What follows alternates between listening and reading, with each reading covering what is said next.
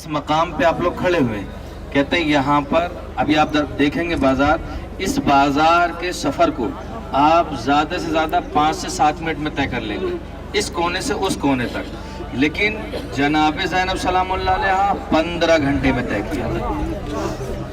15 घंटे में, कहते हैं जो सफर 5 मिनट का इमाम सज्जाद ने 15 घंटे में तय किया।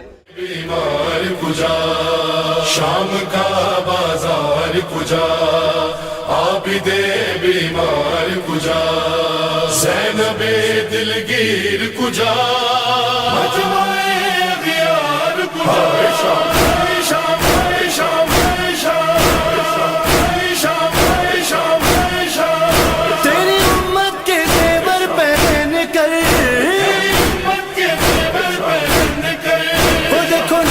चली हूँ मैं शाम। बाजार है, बाजार शाम।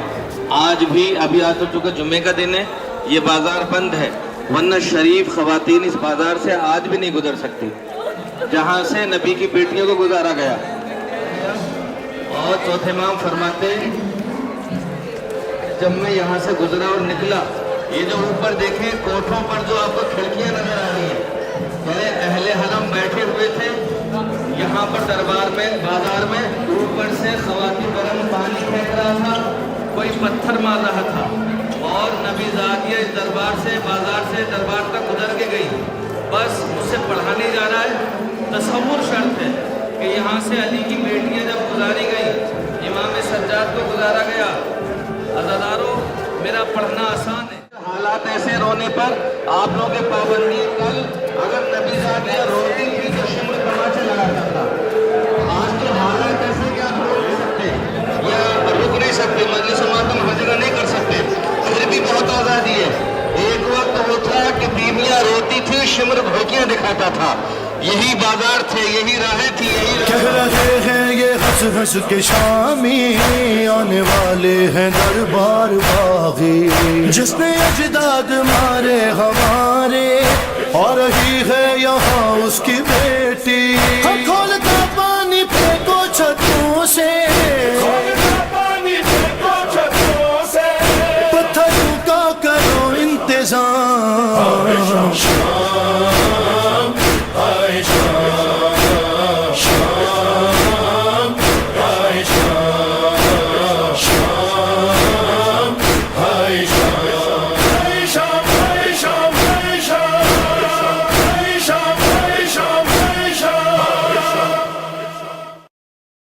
सामने ये भी दरबारी यजीद का गेट है, अभी इसको मस्जिद उमवी के नाम से मशहूर है। ये दरवाजा खुलता था जिंदान जनाब सकीना के लिए, जो कहते हैं बच्ची के रोने की आवाज। आप देखें, जहां से आप चलकर आ रहे हैं वहां बच्ची का रोना उस जिंदान में, और यहाँ तक आवाज आना, आप तसव्वुर कर सकते हैं इस बात को। कहते हैं कि यजीद पूरी अपनी लोगों के साथ, कैबिनेट के साथ बैठा हुआ था, और जनाब यहाँ, इसका अभी हम अंदर से दूसरे गेट से जाएंगे, लेकिन ये करीब वाला गेट है जो जिंदान से मिलता है, और आने पहले ये खुला हुआ था एक जमाने में, हम लोग इसी से आया जाया करते थे। वहां बच्ची का गिरिया करना और यहाँ दरबार तक आवाज जाना, यही रोने के लिए काफी इंसान के लिए ये फासला। और साथ में ये मदरसा बना हुआ है, ये यजीद का घर था। कहते हैं कि जो हिंद यजीद की बीवी थी, जब उसको मालूम हुआ कि कुछ कैदी यहाँ हैं जिंदान के अंदर, और किसी ने आके खादिमा ने कहा लेकिन बहुत शरीफ नस्ल महसूस होते हैं, तो उसने कहा कि मैं मुआयना करने के लिए जाऊंगी।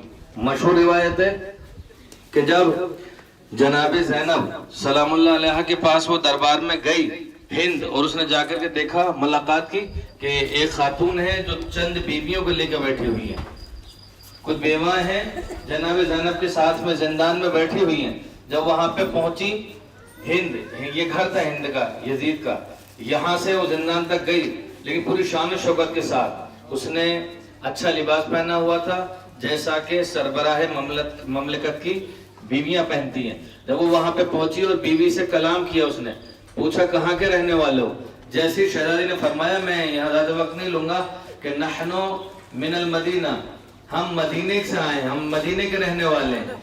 मदीने का नाम सुना, हिंद तड़प गई, इसलिए कि हिंद खादिमा थी और जनाब ज़ैनब सलामुल्लाह अलैहा से कुरान की तालीम की थी, उसने शहजादी से कुरान पढ़ा था کہتی بیوی مدینے میں میرے آقا رہتے ہیں، کیا جانتی ہو؟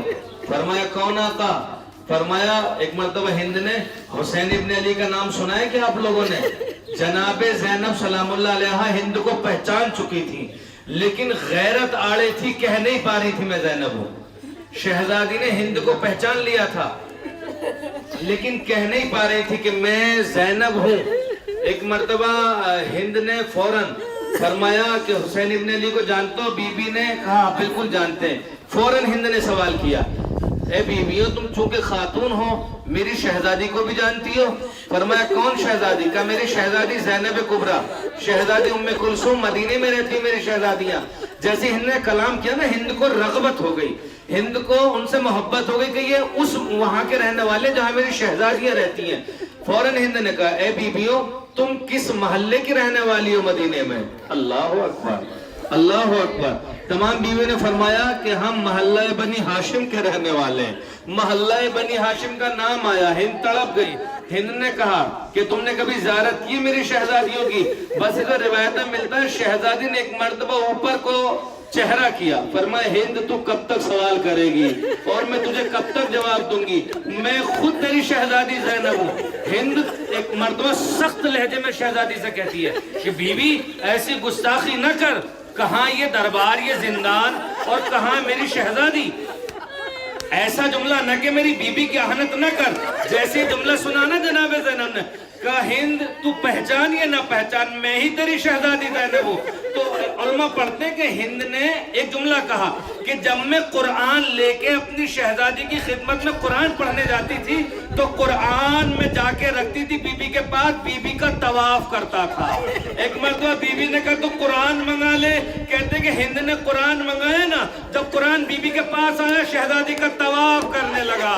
کہتے ہند نے اپنے سر سے چادر پھینکی اور وہاں سے دوڑتی ہوئی برہنہ سری دربار تک آئی۔ جب دربار میں پہنچی یزید بیٹھا ہوا تھا تمام لوگوں کے ساتھ۔ ایک مرتبہ یزید گھبرایا، یزید نے کہا ہند یہ تو نے کیا حالت بنائی ہوئی ہے؟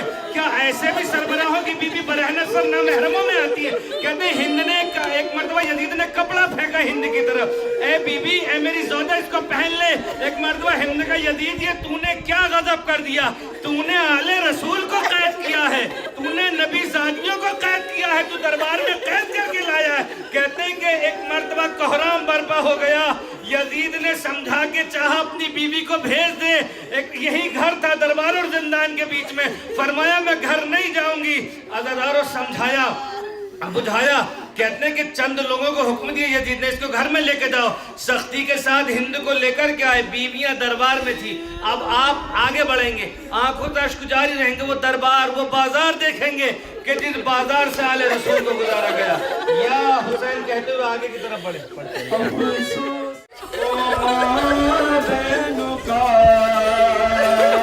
دربار میں جانا سجاد سے پوچھو، چھپتی تھی